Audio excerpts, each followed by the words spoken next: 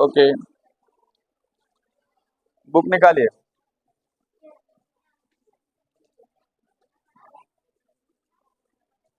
Book निकालिए बेटा, ये रखो, मांगो तब देना।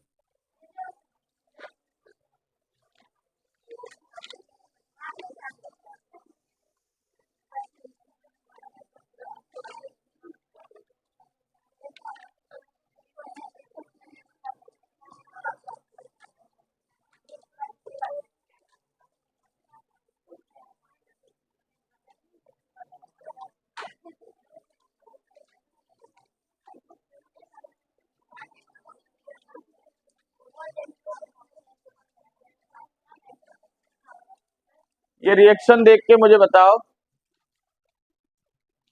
कि क्या हो रहा है इस रिएक्शन में, कौन सी रिएक्शन है।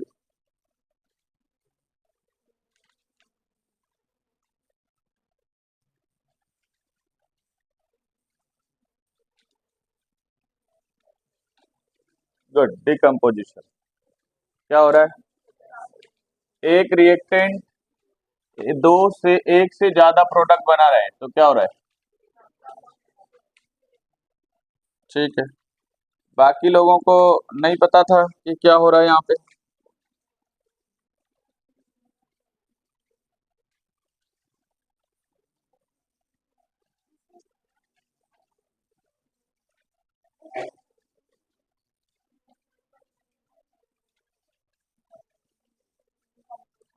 क्या हो रहा है यहाँ पे बताओ।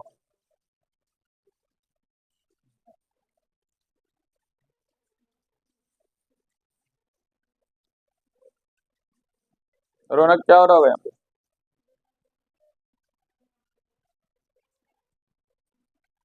बहुत बढ़िया।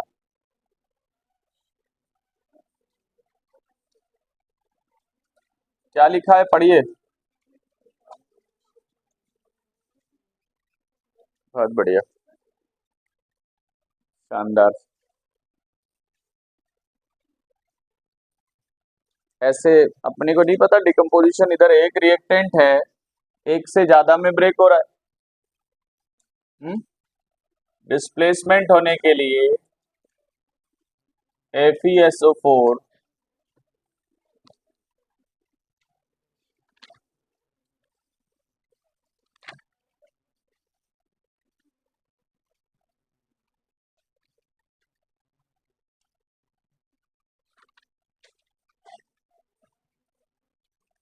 CuSO4 plus Zn। अब ये SO4 इसके साथ जाएगा, तो ये कौन सी, ये होगी ना डिस्प्लेसमेंट। तो कुछ डिस्प्लेसमेंट जैसा यहाँ दिख रहा था क्या।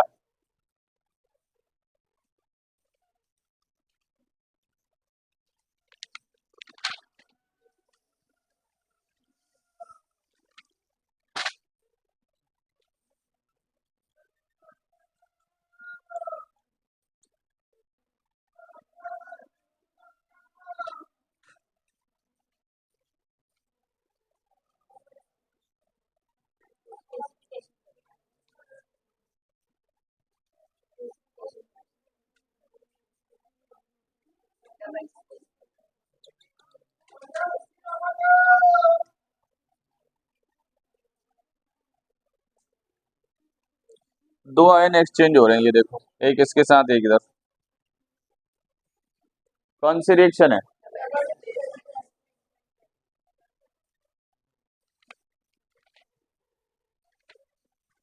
पढ़ना बंद कर दिए क्या।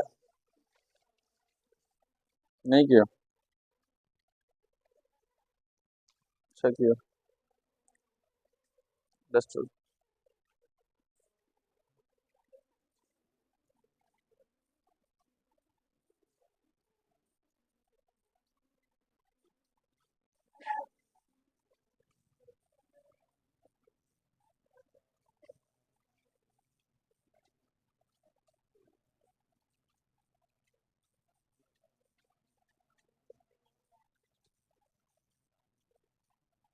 बोलो, उसके अलावा कॉम्बिनेशन तो है, मान लिया, और भी कुछ है।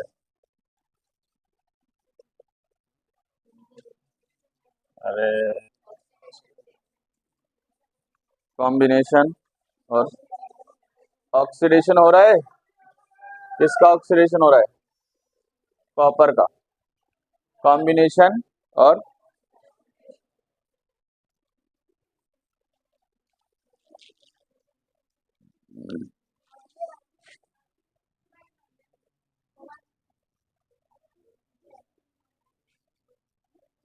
यहाँ क्या हो रहा है?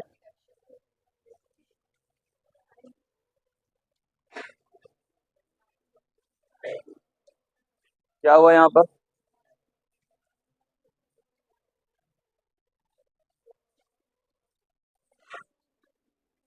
देखो वो दोनों हंसते हैं, अपने को तो कुछ आता ही नहीं। अच्छा है,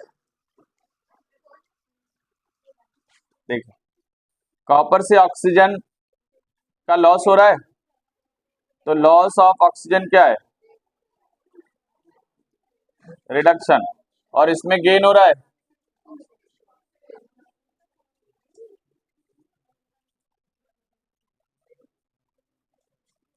जब दोनों साथ हो रहे हैं तो क्या बोलेंगे इसको?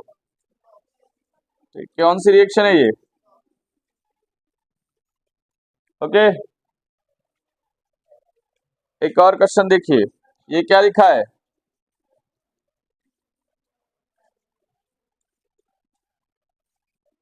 बैलेंस करने के लिए जिंक यहाँ एक है, यहाँ एक है, कार्बन एक है, कार्बन एक है, ऑक्सीजन एक है, वहां दो है। तो यहाँ ऑक्सीजन को दो बनाएंगे तो जिंक भी कितना बन गया, तो यहाँ भी कितना बना देंगे? बैलेंस हो गई। कौन सी रिएक्शन हो रही है यहाँ पे? बोलो। इसका क्या हो रहा है? रिडक्शन। और इसका तो दोनों हो रहा है यहाँ पे।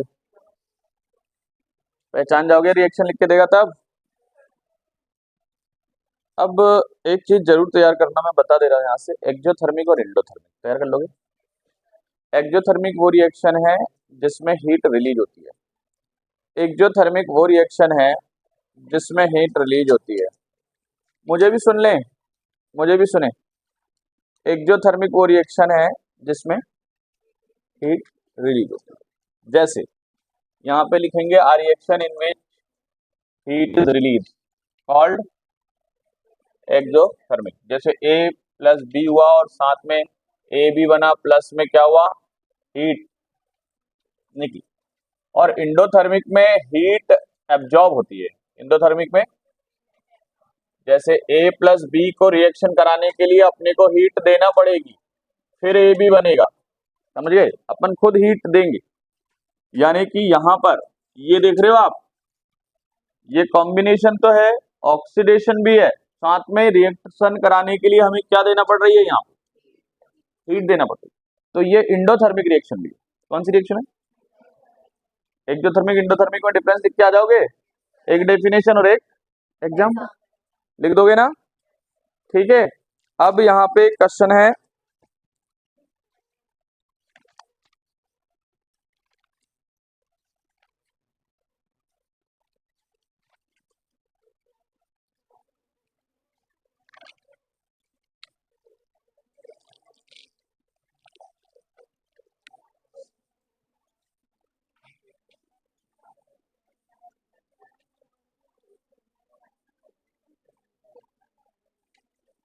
क्विक लाइम में वाटर ऐड कर रहे हैं। क्वेश्चन ऐसा पूछा, अगर क्विक लाइम में वाटर ऐड करेंगे तो कैल्शियम हाइड्रोक्साइड बनेगा।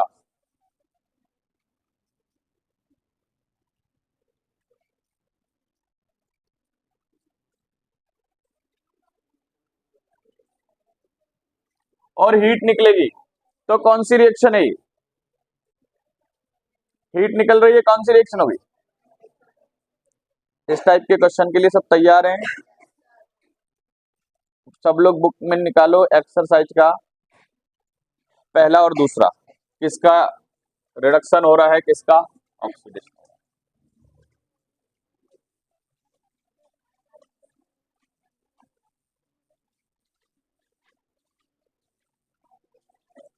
इसका बहुत ही एक खास question, why respiration is considered as a exothermic reaction, तैयार कर लेंगे। Because in respiration glucose is oxidized and heat is release in the form of energy. क्या आंसर बोला मैंने? Because in respiration glucose is oxidized and heat is release in the form of energy. बाकी जिन्होंने नहीं सुना वो एक बार और सुन ले। Because in respiration glucose is oxidized and heat is released. श्वसन को एक्सोथर्मिकी क्यों कहते हैं? क्योंकि श्वसन में ग्लूकोज का ऑक्सीकरण होता है और ऊष्मा ऊर्जा के रूप में मुक्त होती है। क्योंकि श्वसन में ग्लूकोज का ऑक्सीकरण होता है और ऊष्मा ऊर्जा के रूप में मुक्त होती है,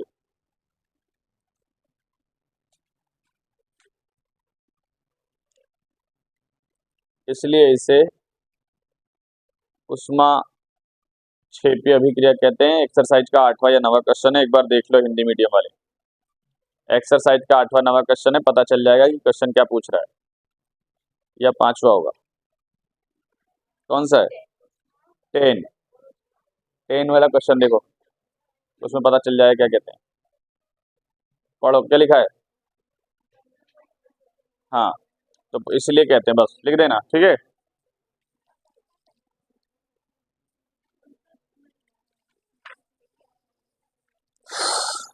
ये बताइए केमिकल रिएक्शन को बैलेंस क्यों होना चाहिए? केमिकल इक्वेशन किस लॉ को फॉलो करती है? लॉ ऑफ मास ऑफ, याद रहेगा। किस लॉ को फॉलो करती है chemical equation, chemical reaction? Okay, याद रहेगा सबको। आई होप ये आ जाना चाहिए।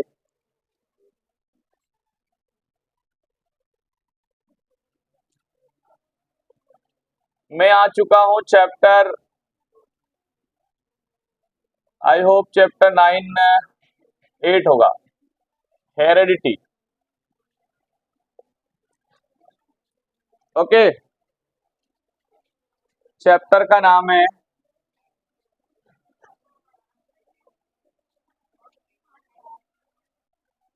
ठीक है।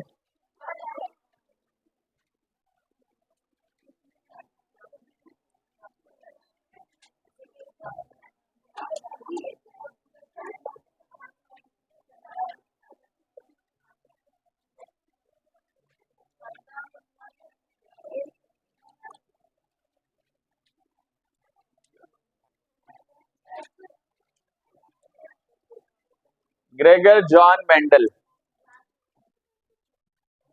Okay, Gregor John Mendel, father of heredity या हेरेडिटी। हेरेडिटी क्या है? वो प्रोसेस जिसमें कैरेक्टर्स वन जनरेशन टू क्या होते हैं, ट्रांसफर, उसको क्या बोलते हैं? हेरेडिटी प्रोसेस है ऑफ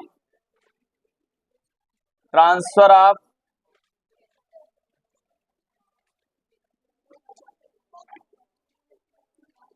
वन जनरेशन टू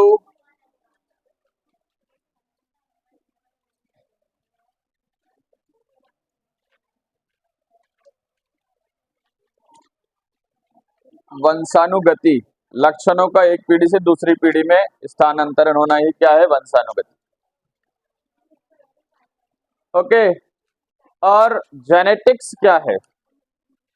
वो ब्रांच साइंस की जिसके अंदर हेरेडिटी को स्टडी किया जाता है, उसको क्या कहेंगे? जेनेटिक्स।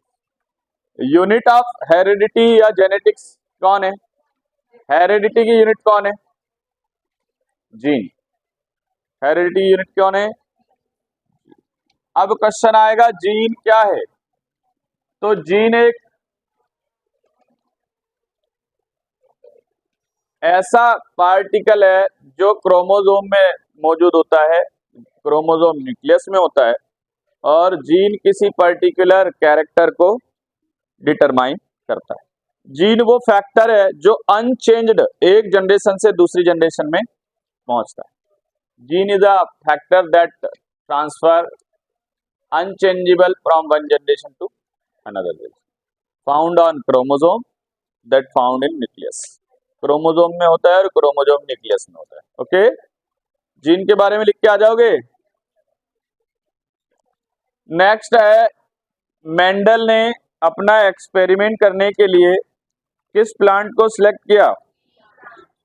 अब क्वेश्चन है, why Mendel choose P plant for his experiment? Plant छोटा नहीं होता, लाइफ साइकिल छोटी होती है और उसके अंदर कंट्रास्टिंग कैरेक्टर्स मौजूद होते हैं और उसके अंदर कंट्रोल पॉलिनेशन, अपन चाहें तो क्रॉस पॉलिनेशन, अपन चाहें तो सेल पॉलिनेशन करा सकते हैं। तीसरा, अगर आप मर्जी से लिखना चाहें तो हम उसको आसानी से कहीं भी ग्रो कर सकते हैं, कोई स्पेशल कंडीशन नहीं होती उसको ग्रो करने की। ओके, तो मैं मेंडल ने पी प्लांट वाई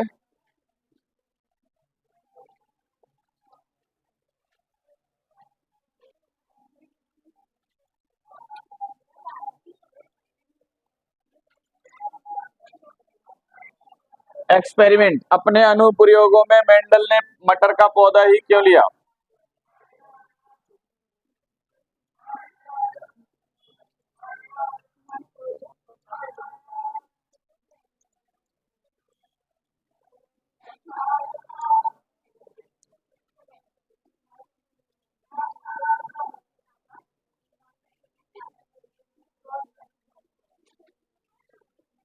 तो पहला, इसका जीवन चक्र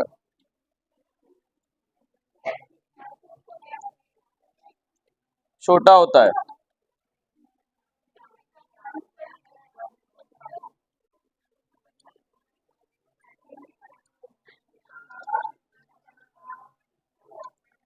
विविध गुण मौजूद हैं।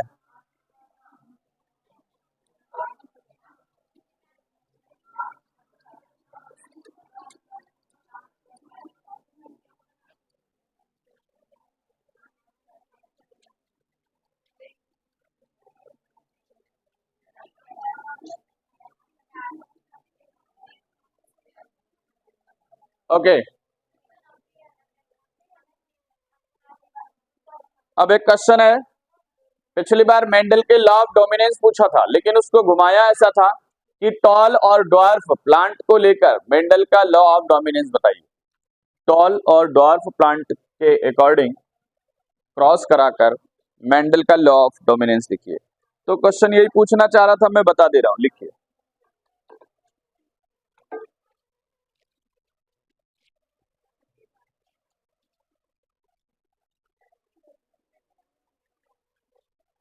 देखो तो इंक रखिए क्या है क्या?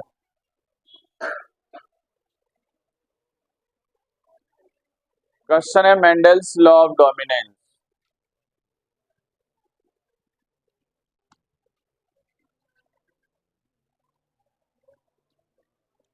फोटो लेने की जरूरत नहीं, नोट्स भेज दिए मैंने खुद से, हाथ से लिख के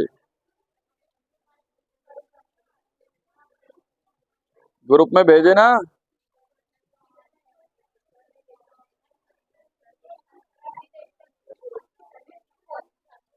24 घंटे में से 26 घंटे तो मोबाइल चलाते अपन। तो थोड़ी बहुत देर में देख लिया करो ग्रुप भी है।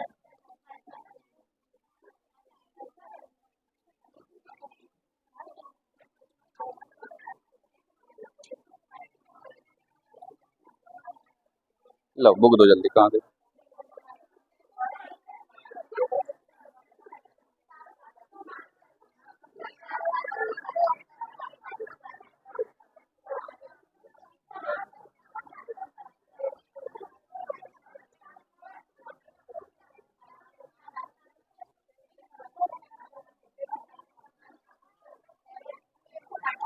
सुनिए,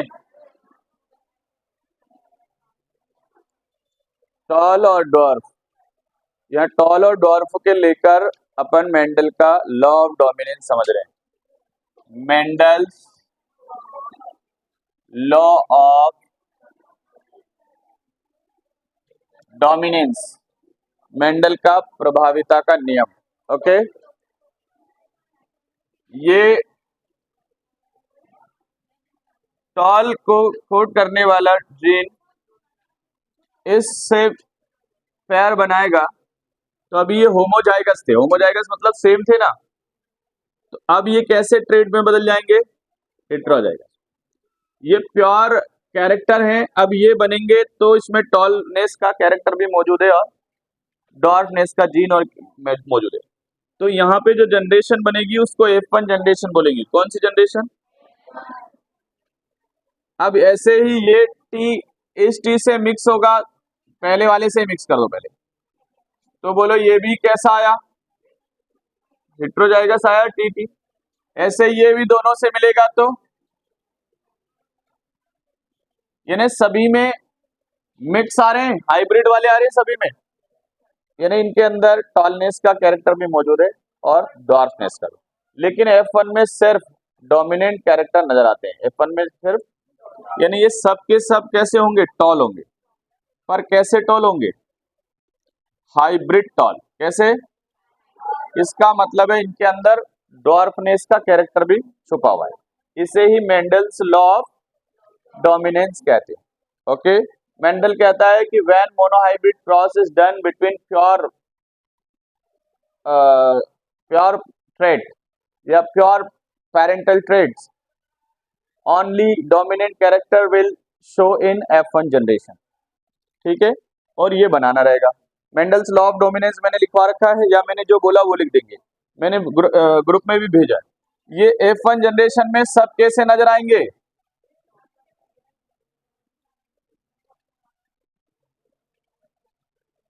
ओके।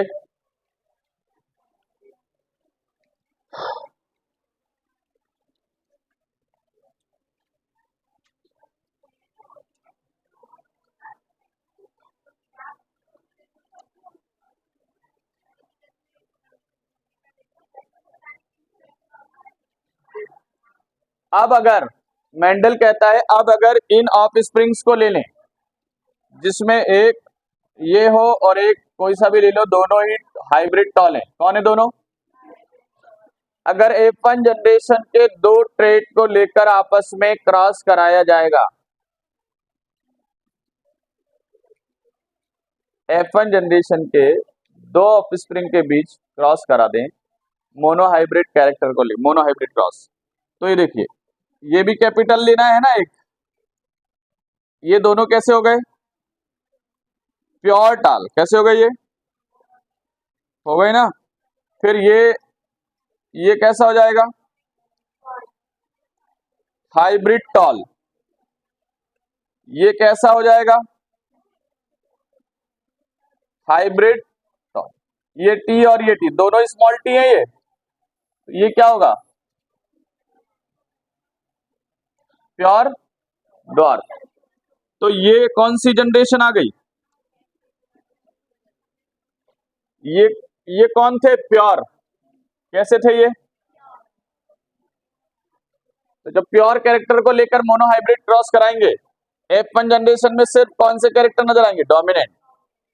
फिर जब F1 के ऑफस्प्रिंग्स को आपस में ही क्रॉस करा देंगे, F1 के ऑफस्प्रिंग को आपस में क्रॉस करा देंगे, जैसे टीटी और टीटी, यानी कि ये दोनों हाइब्रिड है, तो ये कैपिटल टी इसके कैपिटल टी से मिक्स होगा तो कैपिटल टी आएंगे दोनों, यानी ये प्योर टॉल हो गया। कैपिटल टी स्मॉल टी से मिलेगा तो कैपिटल स्मॉल, यानी हाइब्रिड टॉल। फिर स्मॉल कैपिटल से मिलेगा तो स्मॉल कैपिटल, हाइब्रिड टॉल। फिर स्मॉल स्मॉल से मिलेगा तो दोनों स्मॉल, यानी प्योर डॉर्फ। ओके, अगर ये वाला जो लॉ है वो क्या कहता है, लॉ ऑफ सेग्रीगेशन। क्या कहता है, लॉ ऑफ, इसमें क्या कहता है, मेंडल कहता है कि अगर F1 जनरेशन के दो ट्रेट को लेकर आपस में क्रॉस कराया जाता है तो F2 जनरेशन में pure hybrid, pure tall, pure dwarf और हाइब्रिड कैरेक्टर कैसे हो जाते हैं, अलग अलग। इसे ही मेंडल्स लॉ ऑफ सेग्रीगेशन कहते हैं। अलग अलग कब कब होते हैं, F2 जनरेशन में। ओके, पिछली बार जो क्वेश्चन पूछा था टॉल और डॉर्फ को लेकर, उसमें रे डायग्राम बनाना था, ये दोनों बना के आना था। सब बातें पता चल गई, कौन F1 है कौन F2 है। F1 में किसको लेना है, प्योर को लेना है, और फिर नया क्रॉस कराने के लिए दोनों कैसे होंगे, हाइब्रिड टॉल, दोनों कैसे होंगे। फिर जब हम क्रॉस कराएंगे तो नए कैसे बनेंगे, प्योर टॉल प्योर डॉर्फ और हाइब्रिड टॉल बनेंगे ना। अब एक क्वेश्चन है फिनोटिपिक कौन होता है, फिनोटिपिक कैरेक्टर क्या होते हैं। तो वो कैरेक्टर जो अपियर हो रहे हैं, जो नजर आ रहे हैं, वो कौन से कैरेक्टर हैं। जैसे ये पौधा लंबा नजर आएगा, ये कौन सा कैरेक्टर हो गया, फिनोटिपिक। लेकिन इसके अंदर जीन कैपिटल टी है, ये कौन सा कैरेक्टर है, जीनोटिपिक ट्रेट है ना, genotypic trait character. Okay, phenotypic character कैसे हैं, 1:2:1। 1 मतलब एक प्योर टॉल, 2 हाइब्रिड टॉल और एक प्योर डॉर्फ। ओके, ये कौन है, फिनोटिपिक है।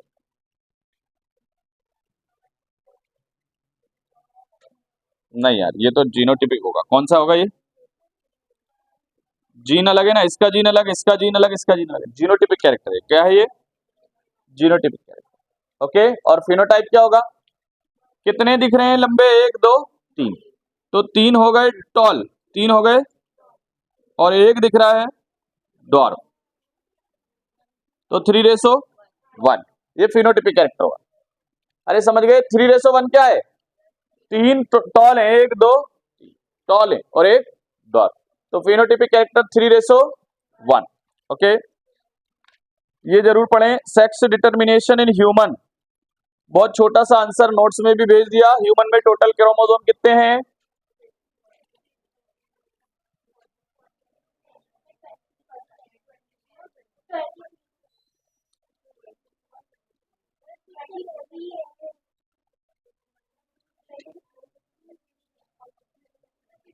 इसमें से 22 पेयर काय के हैं, ऑटोसोम्स है, और 23वां पेयर काय का है। तो इस ये मेल में अलग होता है, और मेल में ये XY होता है, फीमेल में। ओके, क्वेश्चन पूछेगा कि मेल चाइल्ड के लिए कौन रिस्पॉन्सिबल है, तो वाई क्रोमोसोम या मेल क्रोमोसोम। ठीक है, कितने क्रोमोसोम होते हैं टोटल, तो 46। कितने पेयर होते हैं, तो 23। फीमेल के अंदर सारे क्रोमोसोम एक्स एक्स होते हैं, कैसे होते हैं, ठीक है, तो सारे क्रोमोसोम होमोजेनस होंगे।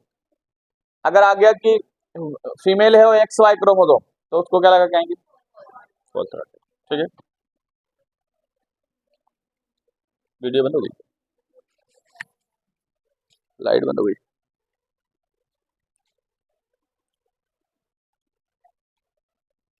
चालू नहीं की होगी अपनी, नहीं की थी क्या चालू, लाइट चालू नहीं, चालू थी। वहां से चलिए, उसके अलावा यहां से क्या पूछ सकता है,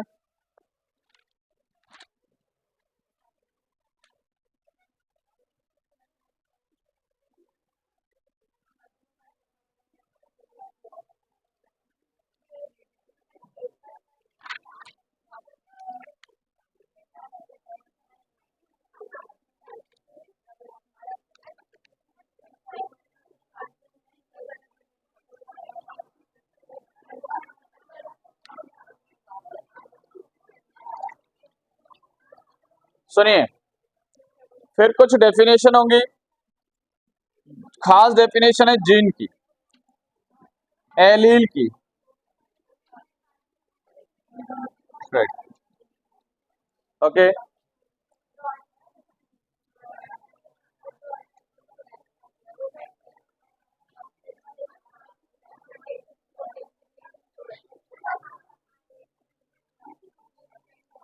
ट्रेट क्या होते हैं, एलील तो रहने दो, बाकी मैंने और भी ज्यादा डेफिनेशन भेजी है, जिनको पढ़ना पढ़ लेना। ट्रेट क्या होता है, pair of gene that determine characters are called trait. Trait और जीन ही पढ़े हिंदी मीडियम में, ठीक है।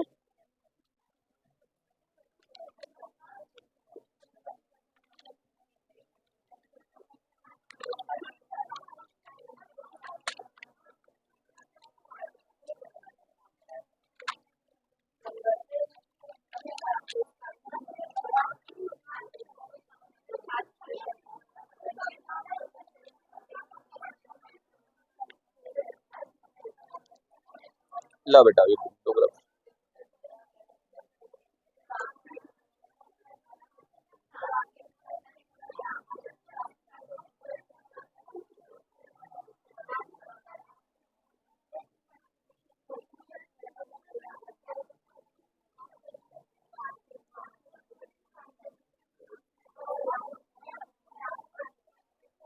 देखिए ध्यान से सुने, मैं चैप्टर 7 पे आ चुका हूं।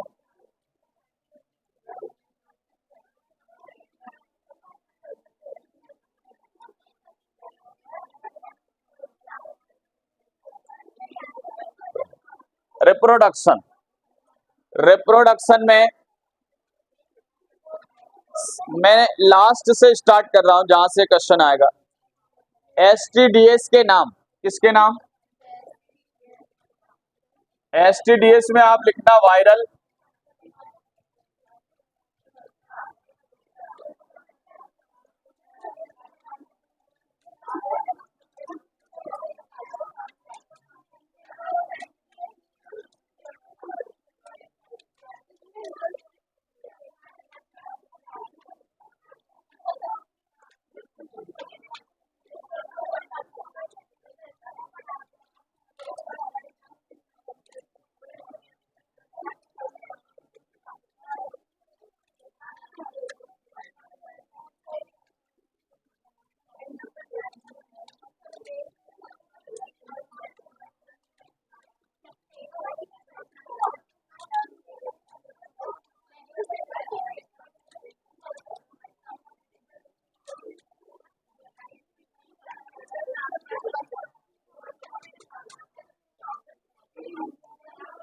ओके।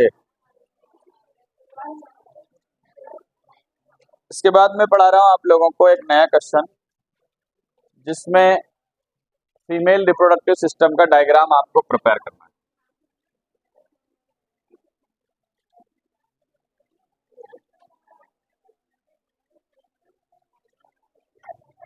मॉडल पेपर में 4 मार्क्स में पेपर के अंदर रिप्रोडक्टिव सिस्टम का डायग्राम है और उसमें बोला है कि कोई 4 पार्ट और उसके नाम और उनके फंक्शन लिख दो एक एक।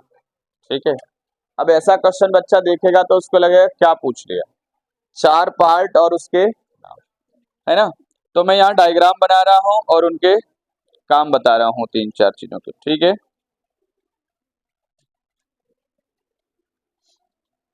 डायग्राम आप देख लेंगे ना, डायग्राम तो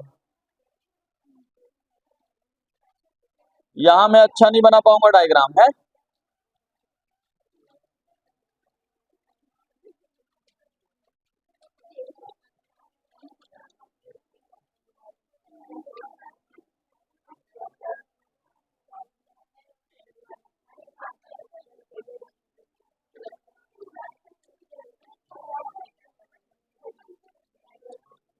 देखो आवरी के लिए इसका फंक्शन क्या होगा, इसका जो फंक्शन अपन ने पढ़ा है, it release ovum, it release estrogen hormone, ये 2 काम हो गए इसके।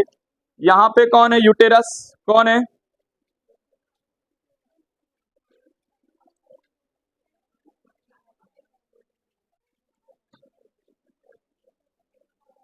यूटेरस क्या करता है,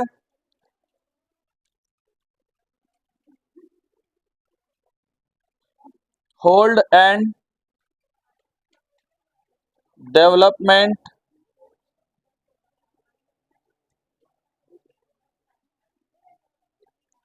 एम्ब्रॉय। ओके, एम्ब्रॉय का नरिशमेंट और डेवलपमेंट कहाँ होता है, यूटेरस में। ये यहाँ पे फैलोपियन ट्यूब है, कौन है, फैलोपियन ट्यूब। फैलोपियन ट्यूब क्या करती है, fertilization takes place here, fertilisation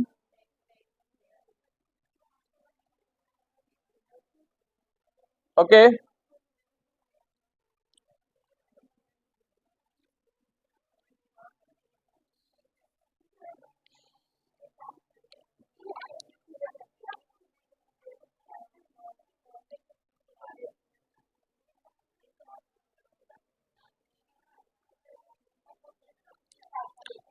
ये वाला जो पार्ट होता है वेजिना होता है,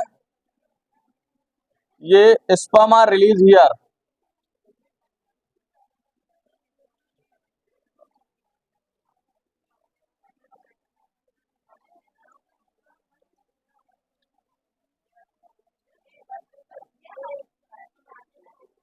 चलो जल्दी से ये 4 लाइन लिखो फटाफट, जल्दी लिखो फटाफट। क्यों लिखवा रहे हैं, ये पूछा गया है, क्यों लिखवा रहे हैं अपन, है ना, मॉडल पेपर में है, ऐसा क्वेश्चन आ सकता है। मैंने बता दिया डायग्राम भी प्रिपेयर करना, फीमेल रिप्रोडक्टिव का डायग्राम प्रिपेयर करके जाना।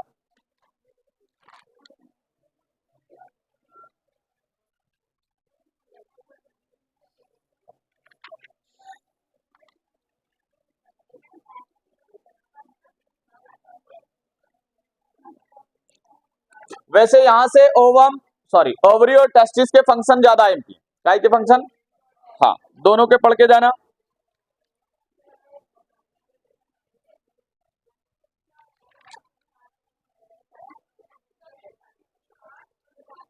ग्लव्स तो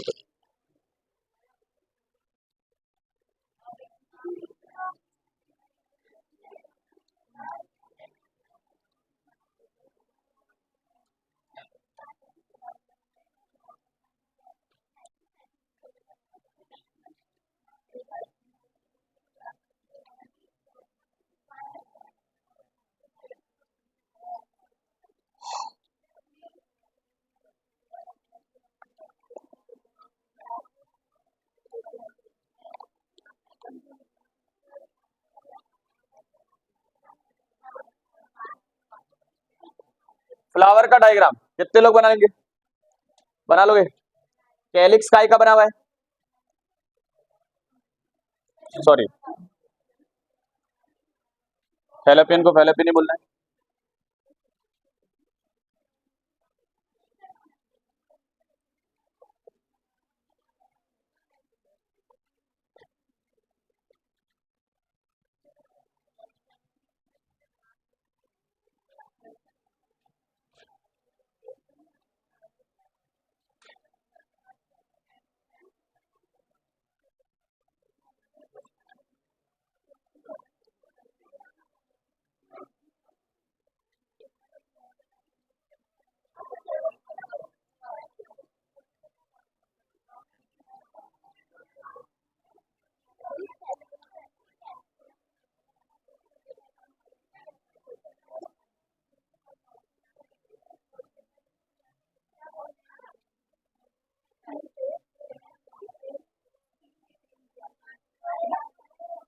हो गए ना 4,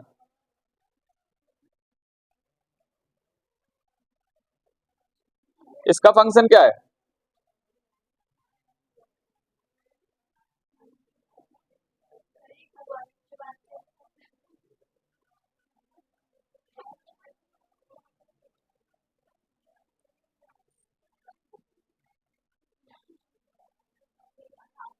क्या,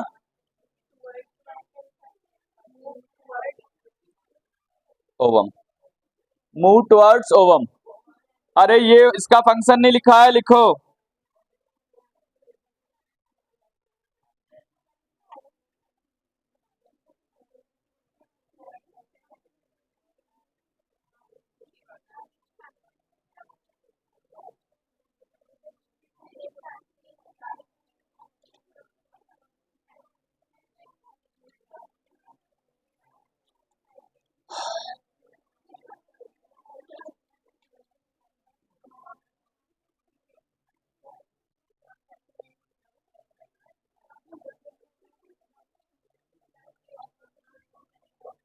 सुनिए कैलिक्स ग्रीन कलर्ड होता है, और अगर ग्रीन कलर्ड है तो फोटोसिंथेसिस करेगा और फ्लावर को क्या देगा, न्यूट्रिशन देगा।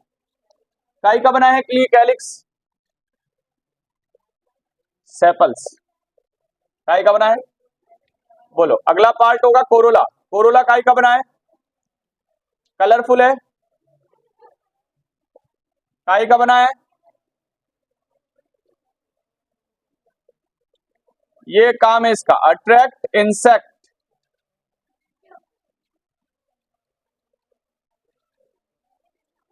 पॉलिनेशन।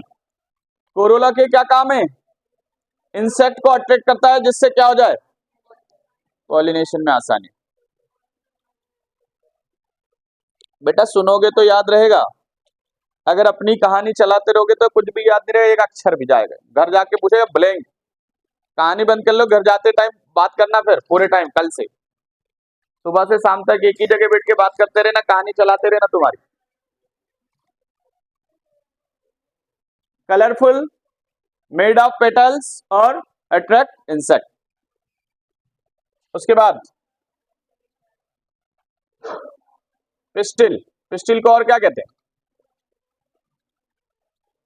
कार्पेल।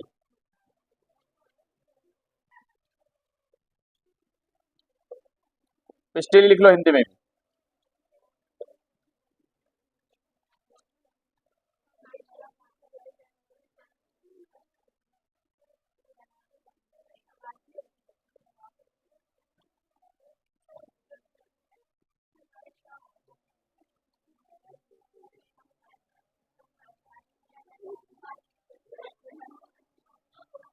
बोलो। है सेपल्स।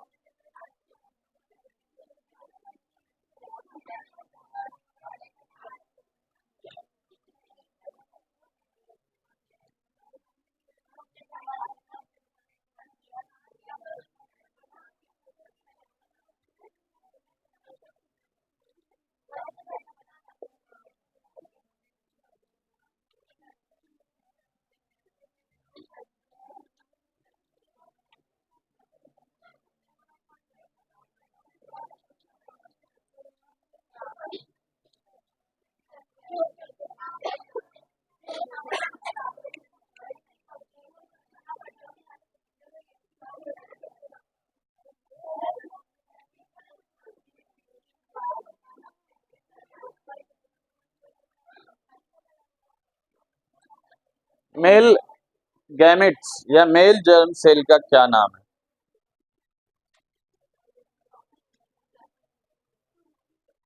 क्या नाम है? Pollen grain.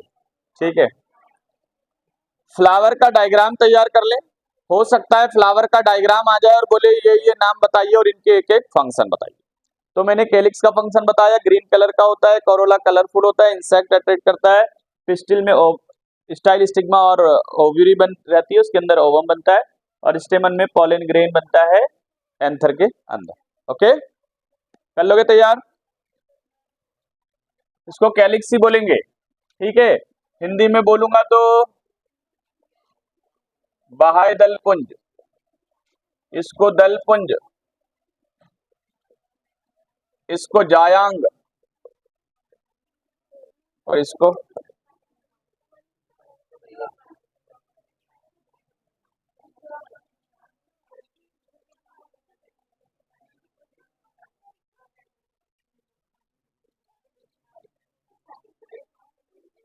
ये हिंदी नाम है। ओके,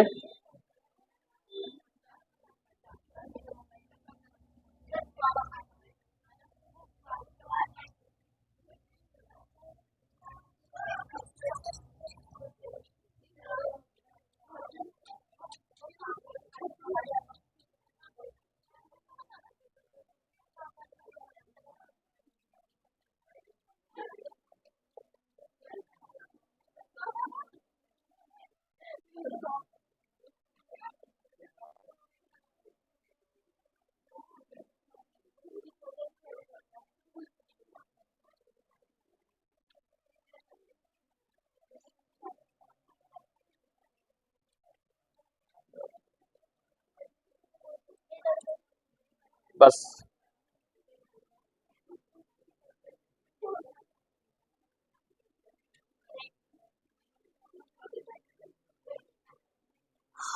एक क्वेश्चन आ रहा है, वेजिटेटिव प्रोपेगेशन क्या है? वेजिटेटिव, इसके इंपॉर्टेंस लिखिए, लिखे हुए इंपॉर्टेंस। पहले वेजिटेटिव प्रोपेगेशन निकाल लो, मैं इसके इंपॉर्टेंस लिखवा रहा हूं।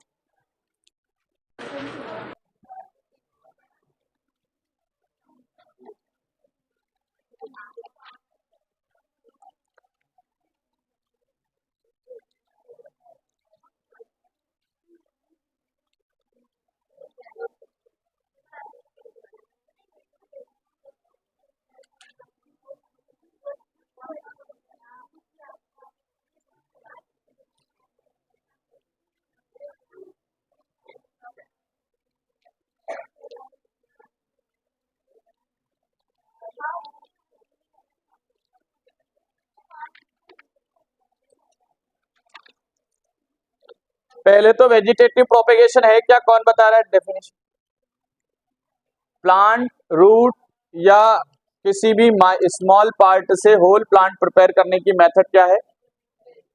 एप्रोप्रिएट कंडीशन में होल प्लांट तैयार करने की मेथड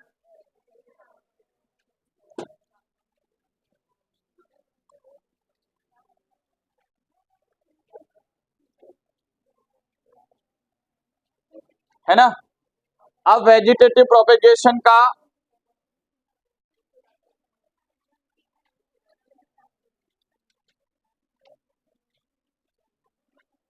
इंपॉर्टेंस या एडवांटेज,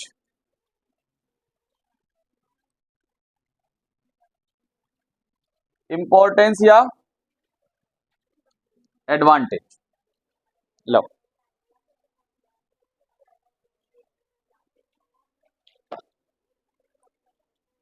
पेन दो। कायिक प्रवर्धन,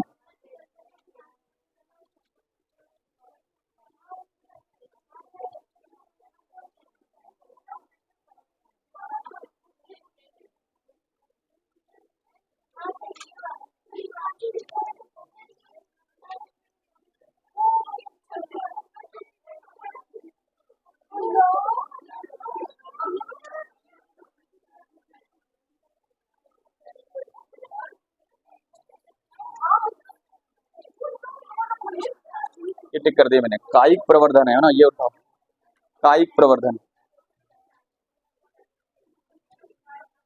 टिक कर दिए, वो अलग से पूछेगी, देखो इसको। एडवांटेज लिखिए,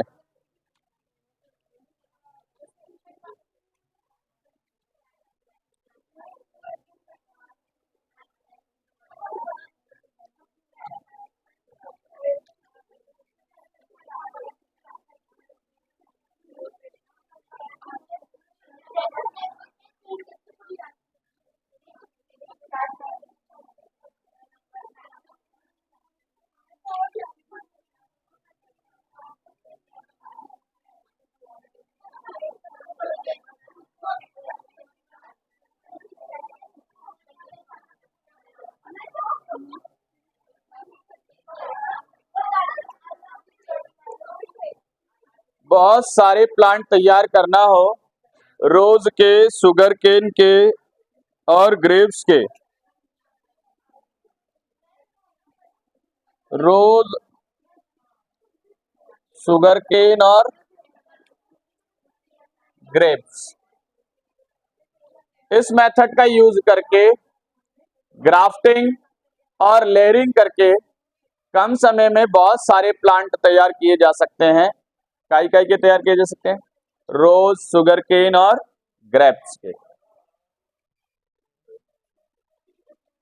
कोशिश करो इसको देखने की, अगली लाइन बड़ी लिख देंगे, ठीक है। This method is used in grafting, layering और ग्राफ्टिंग मेथड है, क्या होता है ग्राफ्टिंग में? एक नया प्लांट ठीक है ना, इसकी कोई कोई पार्ट कट करके मिट्टी में लगा देंगे तो ये नया प्लांट बन जाता है, अपन रोज का करते हैं ऐसा, ठीक है, इसको क्या बोलेंगे हम? ग्राफ्टिंग। फिर एक और होता है लेयरिंग, जैसे इसी पौधे की एक स्टेम लेकर यहाँ जमीन के अंदर लगा देंगे तो ये यहाँ से रूट आ जाएंगे, नया पौधा बन जाएगा, ओके, इसको बोलेंगे हम layering.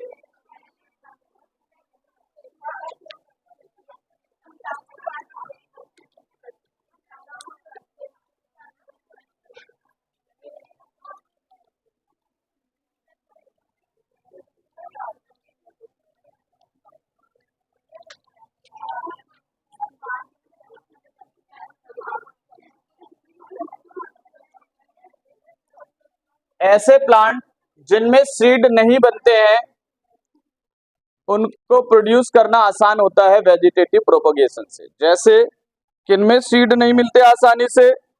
Banana, orange, rose, jasmine.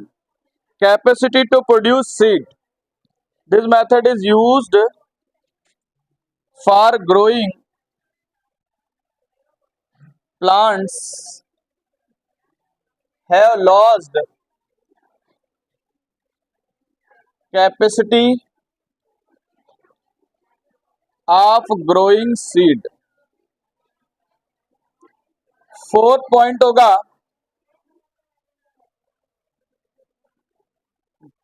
Use to prepare plant of similar characters to parent. ऐसे प्लांट बनाना हो जो पेरेंट्स के सिमिलर कैरेक्टर दिखाते हो। जैसे मैंगो का पेड़ है, बहुत अच्छा प्रोडक्शन होता है, फ्रूट का टेस्ट भी बहुत अच्छा है, और वैसे ही फ्रूट बहुत सारे बनाने हैं तो मैंगो की बहुत सारी टहनियां तोड़ के बाग में लगा देंगे, तो छोटे छोटे पौधे तैयार हो जाएंगे जिनमें जल्दी फ्रूट आने लगेंगे।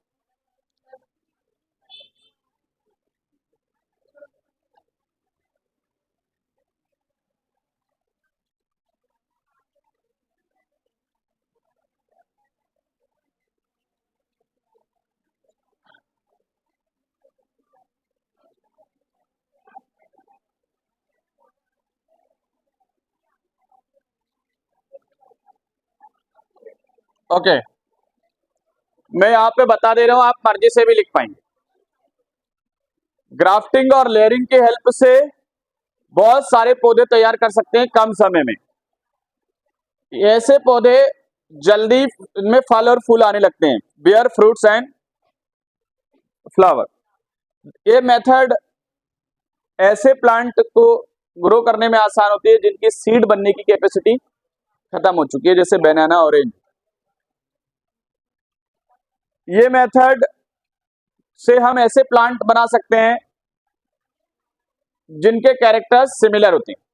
ओके, हाँ, कौन सी लाइन पढ़ के बताने, बताओ। This method is used in grafting, layering to grow many plants of rose, sugarcane and grapes. This plant या दीज प्लांट, दिस नहीं, these plants bear flower and fruits earlier. Earlier लिखा है, इनमें फल और फूल जल्दी आने लगते हैं। This method is used for growing plants have lost capacity of growing seeds. बीज बनने की कैपेसिटी लॉस हो चुकी है, उन पौधों के लिए ज्यादा अच्छा है। This method is used to prepare similar, क्या लिखा है ये, similar character of plants. Okay, budding से रिप्रोडक्शन किसमें होता है? ईस्ट में और हाइड्रा में। ईस्ट में, और रीजनरेशन से किसमें होता है? प्लेनेरिया में। फिशन से किसमें होता है?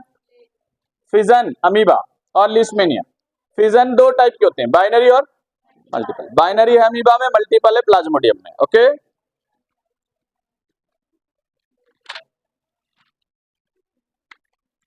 स्पोर फॉर्मेशन काय में होता है? राइजोपस में। स्पोर फॉर्मेशन काय में होता है? राइजोपस।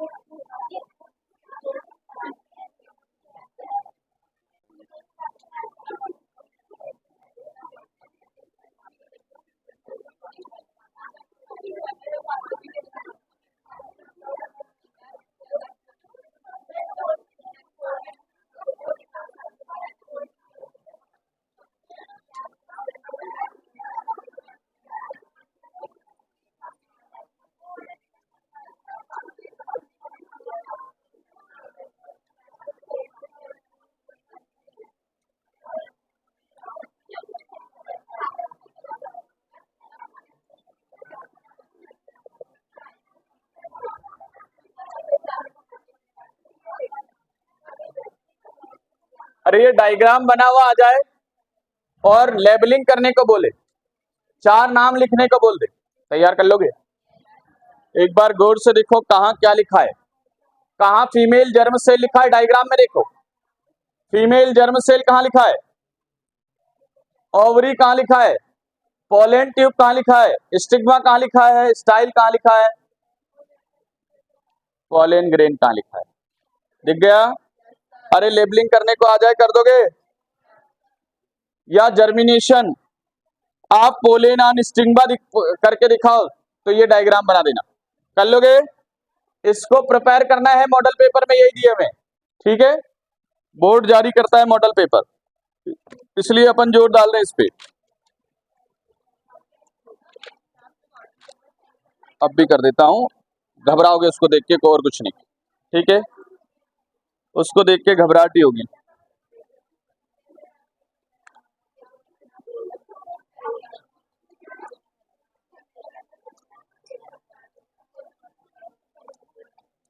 एक क्वेश्चन सुनिए, वेरी आईएमपी, पढ़ के जाइएगा।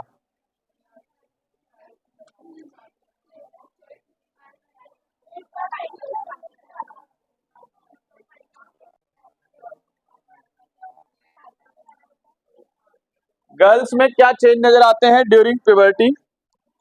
नेक्स्ट क्वेश्चन है, how does embryo get, how does,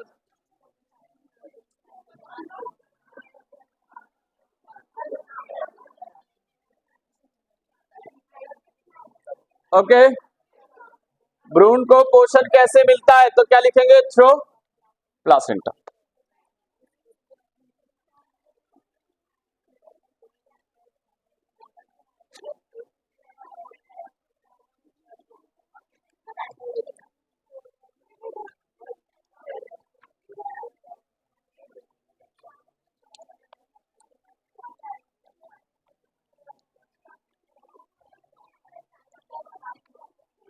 exercise का क्वेश्चन सुनो, बर्डिंग से रिप्रोडक्शन किस में होता है?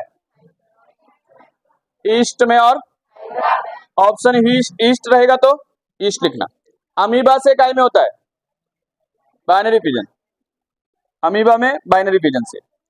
वास डिफरेंस टेस्टिस ह्यूमन में मेल में होते हैं, किस में होते हैं? एंथर में पोलन ग्रेन होता है, एंथर में ह्यूमन एसेक्सुअल है कि सेक्सुअल रिप्रोड्यूस करता है? ठीक है।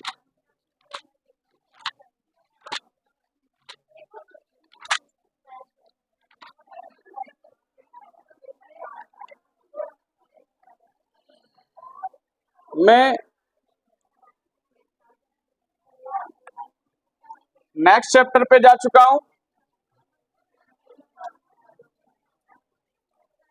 इसमें एक वीडियो अपन ने डाली दिया है, कंट्रोल और कोऑर्डिनेशन, जब अब ऑब्जेक्टिव पढ़ाए कि कौन सी ग्लैंड कौन सा हार्मोन सिक्रीट करती है और क्या काम है। फिर भी मैं एक बात यहाँ पे जो मुझे आईएमपी लग रहा है मैं लिख दे रहा हूं, इंसुलिन हार्मोन सिक्रीट होता है पैंक्रियास से, कैसे और क्या करता है ये?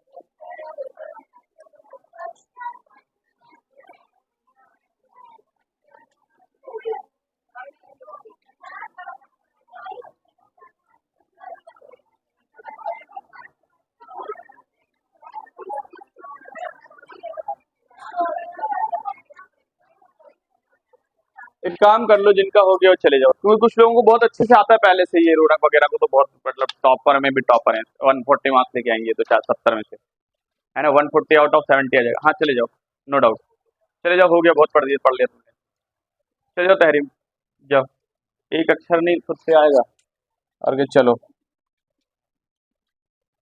मतलब लास्ट क्लास चल रही है, कल पेपर है।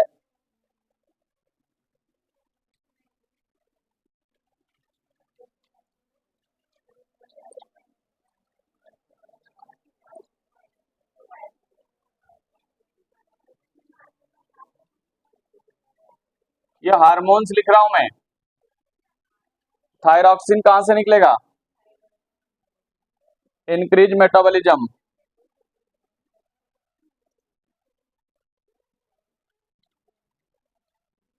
which help in growth of body, body की ग्रोथ के लिए हेल्पफुल है, ओके, बॉडी की ग्रोथ के लिए हेल्पफुल है। वेरी आईएमपी क्वेश्चन है कि why iodine salt is advised,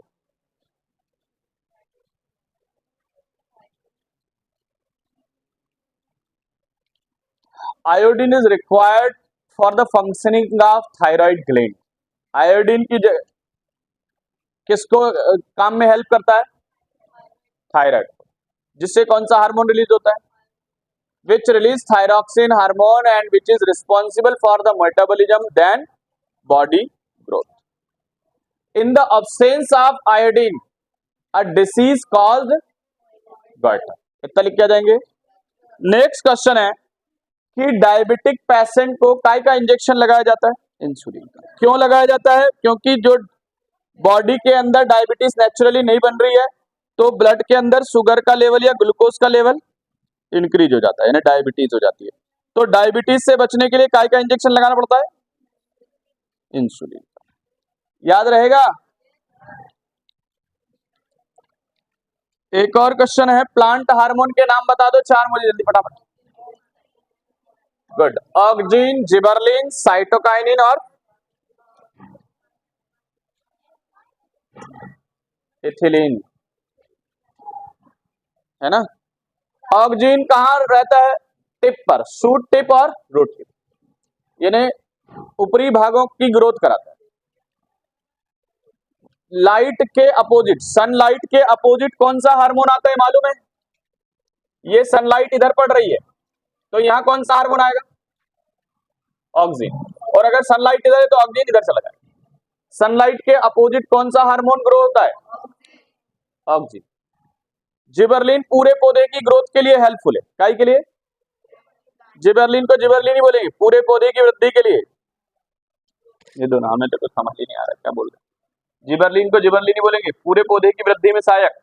cytokinin cell division के काम में आता है, काय में आता है ना, स्टेम की ग्रोथ में जिबरलिन, पौधे की ग्रोथ में जिबरलिन, साइटोकाइनिन कोशिका विभाजन cell division, okay. Ethylene fruits को रिपेनिंग करने में, फलों को पकाने में।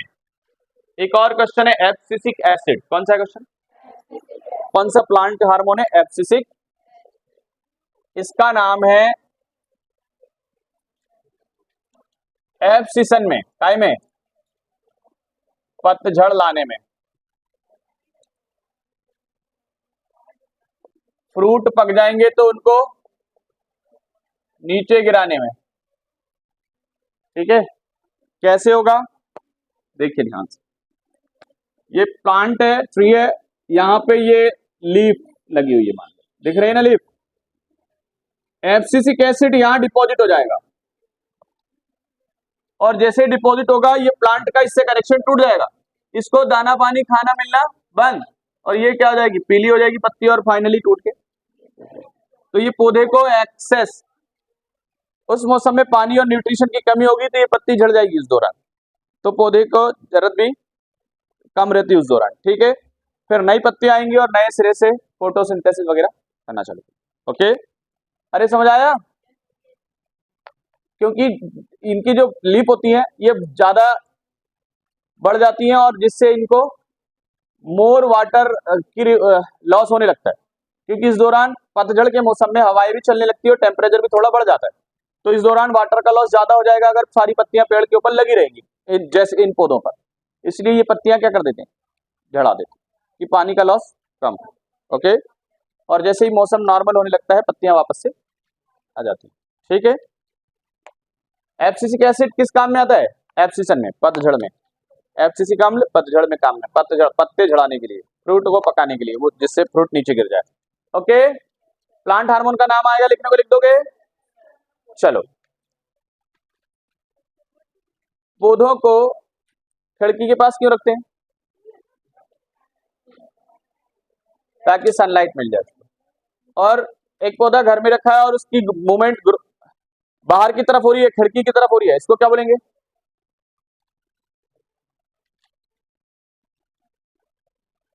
क्या बोलेंगे, किधर जा रहा है ये, मूवमेंट टुवर्ड सनलाइट, तो क्या बोलेंगे, पॉजिटिव ग्रोथ टुवर्ड सनलाइट।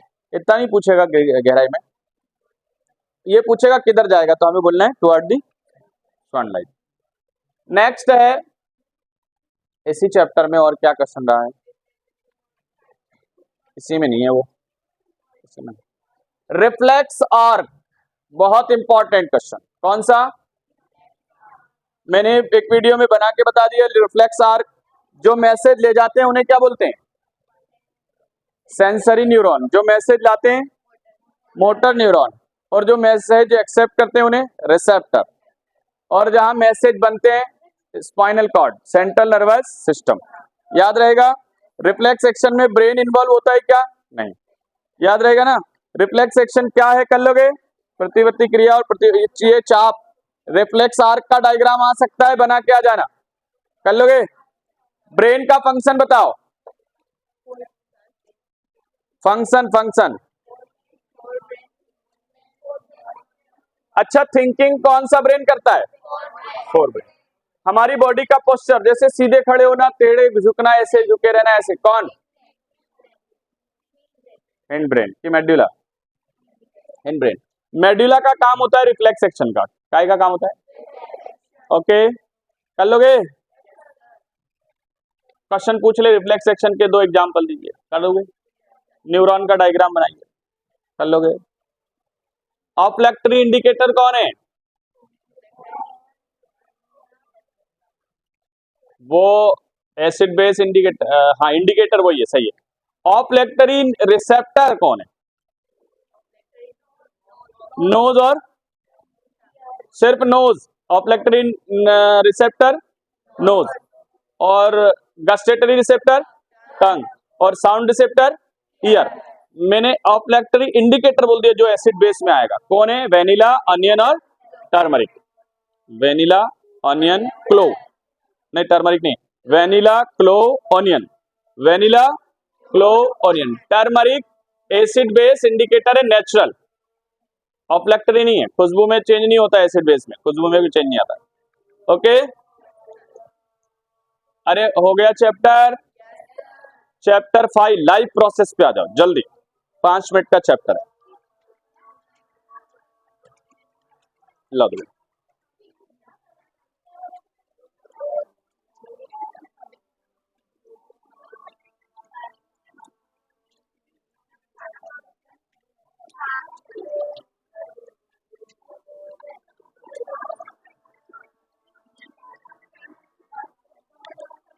ये रखो,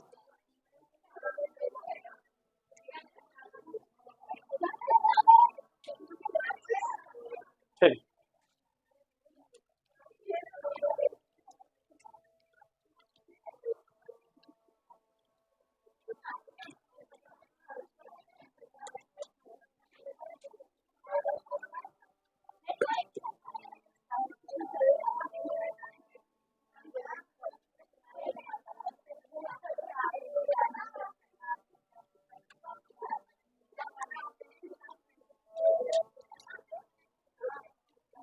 diagram of human heart, simple, जो बन जाए आपसे बताना।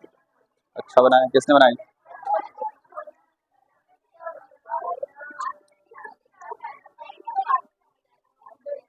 देखो ये प्रैक्टिस की है डायग्राम की, जो 2-4 बार बना के देखेगा वो बना पाएगा, और जो सिर्फ देख लेगा कि हाँ ये तो बना देंगे, वो तो मतलब उसको तो माइनस में ही मिलेंगे वहां, जो बना के नहीं देखेगा खुद से। नाम भी याद करने पड़ते हैं। इसमें एलिमेंट्री कैनाल यानी डाइजेस्टिव सिस्टम और तैयार करना है। डायग्राम ऐसा बनाना कि चेक करने वाला समझ पाए कि हार्ट है कि स्टोमेटा है, पता चले वो डायग्राम देख रहा वो कंफ्यूज हो जाए कि स्टोमेटा बनाए कि हार्ट बनाए। ठीक है, और किडनी किडनी बनाइए कि एलिमेंट्री कैनाल, आधा किडनी बना दो आधा एलिमेंट्री है कि नहीं? आंसर ऐसा लिखो कि सामने वाला भी चकरा जाए, उन्होंने कहा नहीं यार सही बनाया होगा, लिख दे दो नंबर, होगा ऐसा भी होता होगा, ये बच्चा ज्यादा पढ़ के आया है। चलिए, ह्यूमन हार्ट में कितने चेंबर हैं, क्यों हैं?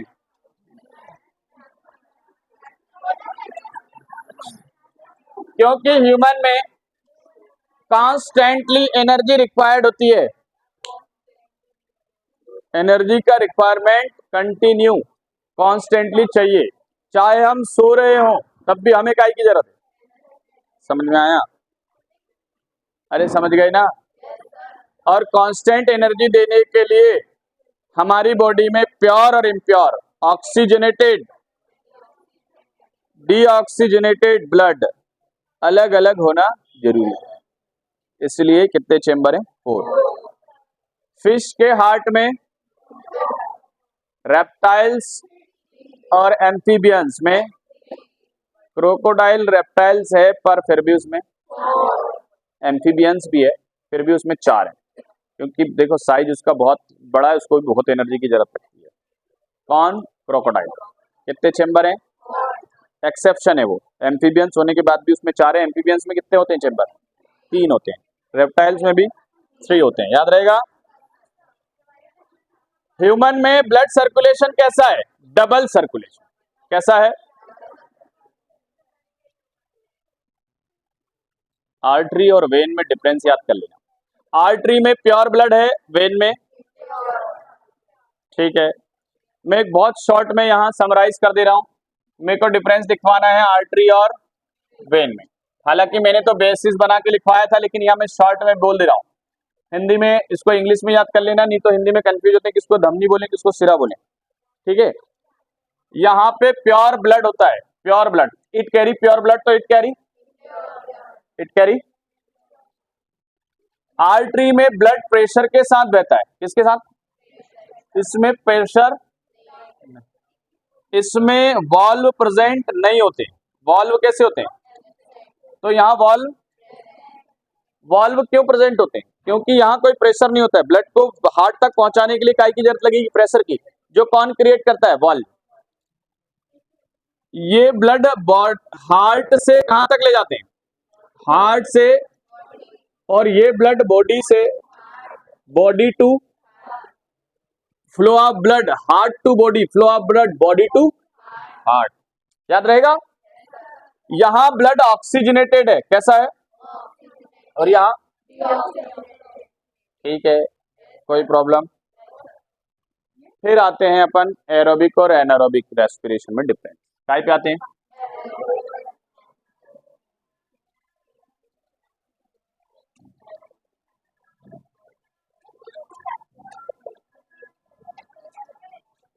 वायवीय और अवायवीय श्वसन।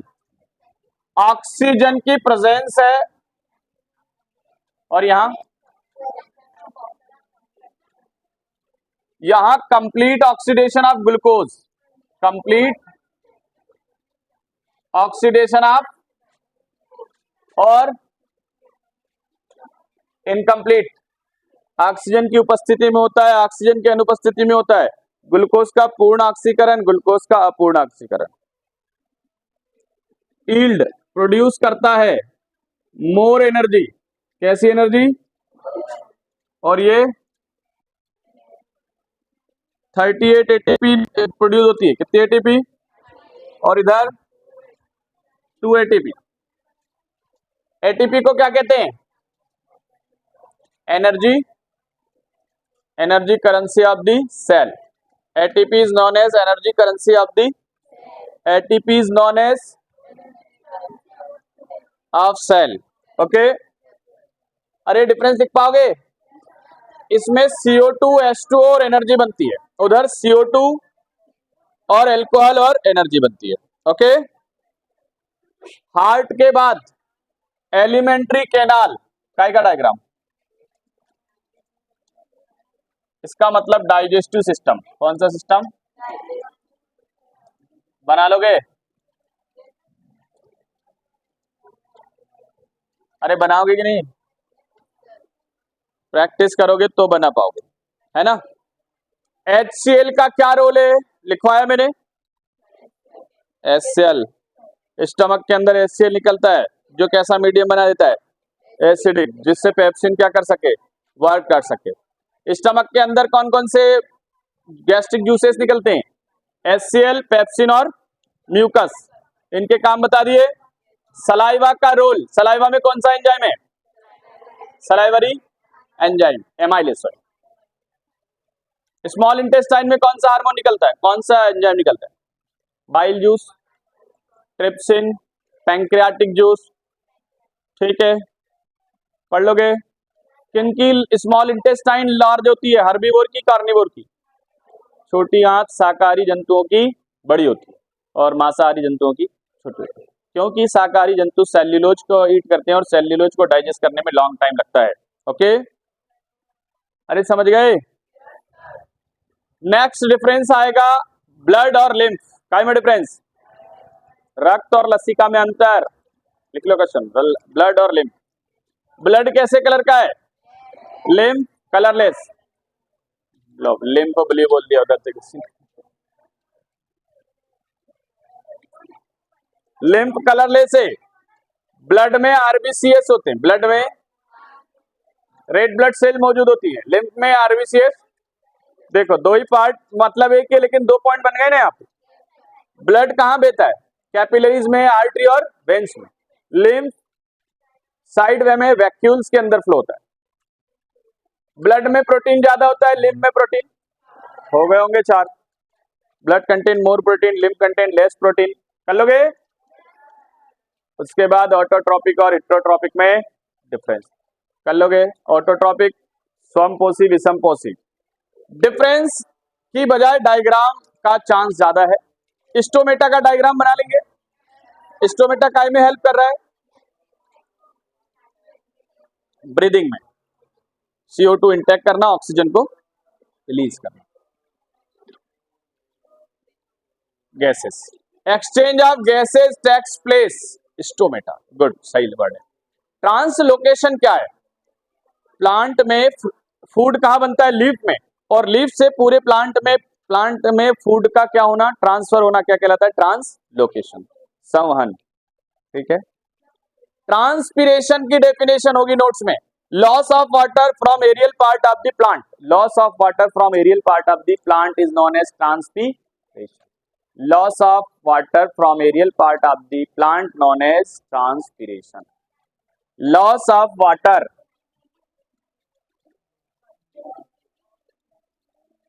loss of water from aerial part of plant. ये आंसर हो गया. ट्रांसपीरेशन का आंसर देखो. Loss of water from aerial, aerial मतलब जो जमीन के ऊपर वाला हिस्सा है उसको एरियल पार्ट बोलेंगे. AREAL, aerial is known as.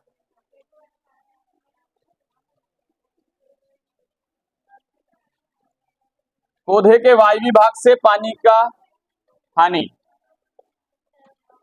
पौधे के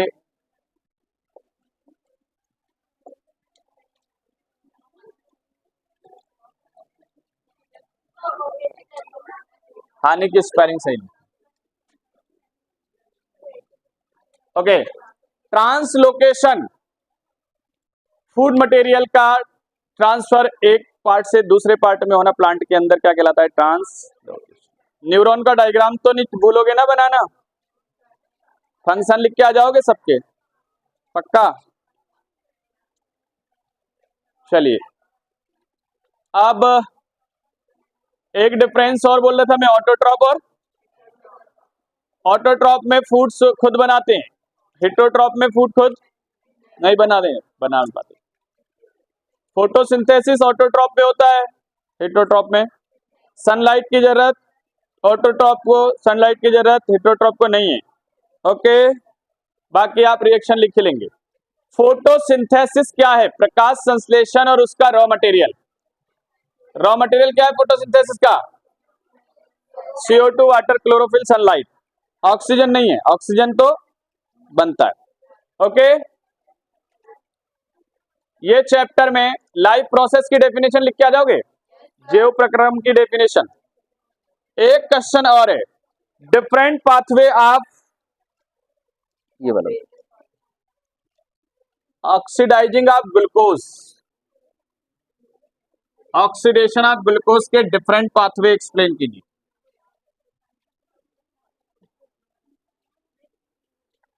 देखिए, पहले ग्लूकोज होगा, कितने कार्बन का है?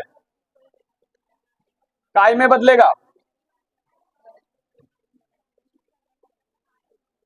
पाइरुवेट कितने कार्बन का है? 3 कार्बन मॉलिक्यूल। याद रखना, ये पूछे तो ऐसा करके आना है।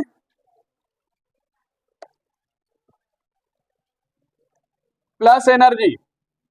अब ये 3 तरीके से ब्रेक होगा, मालूम है ना? अब्सेंस में, lake of,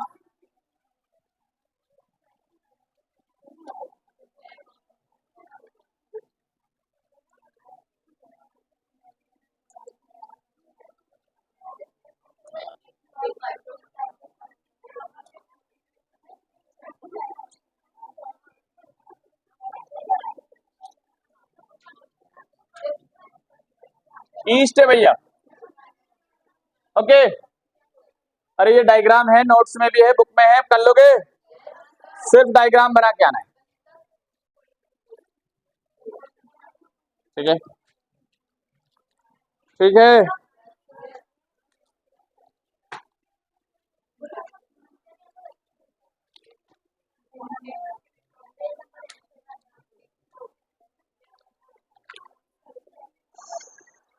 role of acid in stomach.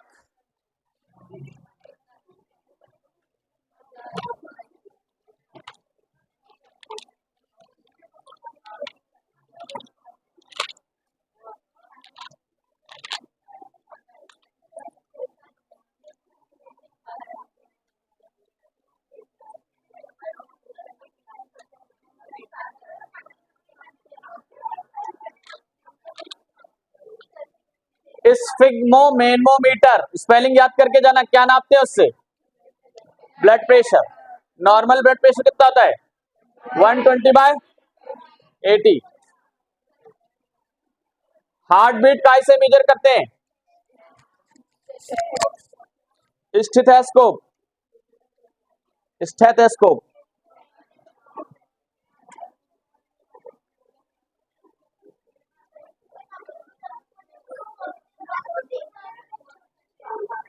Okay,